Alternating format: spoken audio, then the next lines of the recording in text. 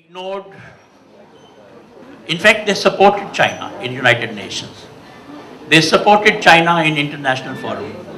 And not many people know that the food supplies for PLA troops which were in Tibet, they went from Calcutta to Darjeeling, Gangtok, and then to Tibet. That was permitted. The problem started when we realized that they were constructing a road through our area, which we called Saichin. And then, again, that also was kept secret for quite some time, till it blew up in the media. So there are a lot of other questions also. And those questions relate to the kind of preparation that was done by us, or not done by us. We kept on reducing our forces. We created politicization of the armed forces.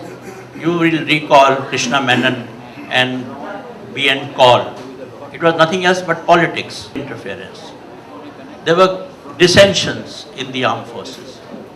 Thimaya resigned, then he was made to retract his resignation.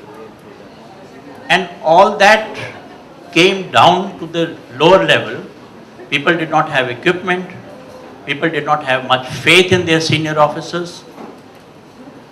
And the political leadership did not quite realize what was happening. Sometimes that worries me even today. You know, the civil-military relations is such an important issue in a democracy particularly. So there are so many questions that came up, and I'm so happy to say that Raghavan has focused on those questions. He has answered them with a lot of research that he has done. And all these questions get answered. These and many more that most of us have. Why did we lose? The military leadership, the political leadership, the Chinese. So it's not quite that they stabbed us in the back. There was much more. There are some problems from our side also. And those are the lessons that we need to learn. So I'm very happy that Dr. Raghavan has decided to launch this book at a time when we are marking 50th anniversary.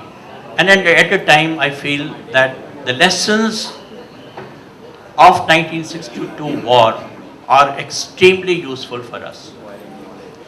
The most important lesson I think which comes across from that episode and from the book is that if you don't have a proper strategic culture, if you don't have a proper strategic vision, you will falter.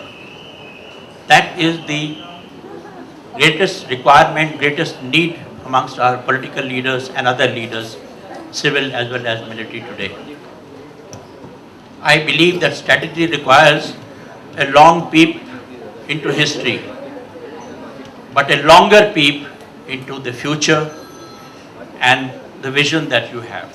And unless you develop that kind of a vision to look ahead with past experiences, you can falter any time.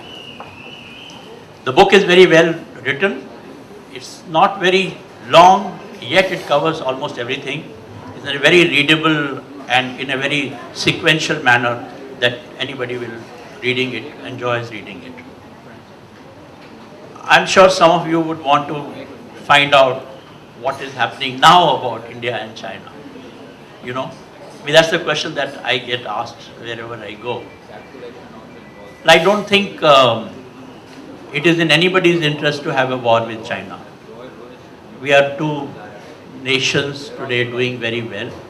We have a great economic relationship, developing relationship. I think in a couple of years our trade is going to be almost about $100 billion. So this is a good relationship, economic relationship. But then there are certain issues which we should not overlook, we should not underplay. And those issues are related to, we have not been able to resolve the boundary issue till now. From 1962 till now, it continues to fester. We have not been able to make China agree. I mean, they continue to talk about Arunachal. In fact, in the last few years, they have been more vocal about Arunachal. But the relationship with Pakistan, now they have sent some troops to PLA. I'm not a warmonger. and I hope we don't have a war with China. But the thing is that you cannot afford to. My belief is that we should continue to have good relationship, try and have good relationship, try and resolve the borders amicably as suddenly comes up.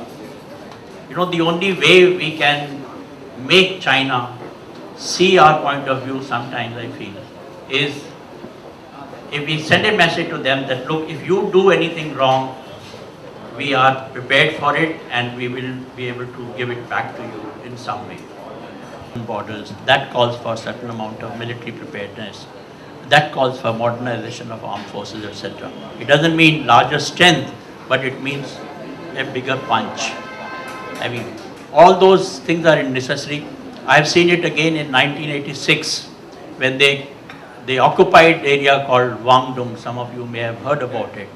And because we were able to occupy heights all around that area, General Sundarji was our chief at that time. So they realized that, look, this can't be done. So that is the kind of international relationship over territorial dispute that is required today. And I do hope that people who are now responsible for all these issues, they are looking into that. Coming back to the book and coming back to Dr. Raghavan, the author, I must compliment him.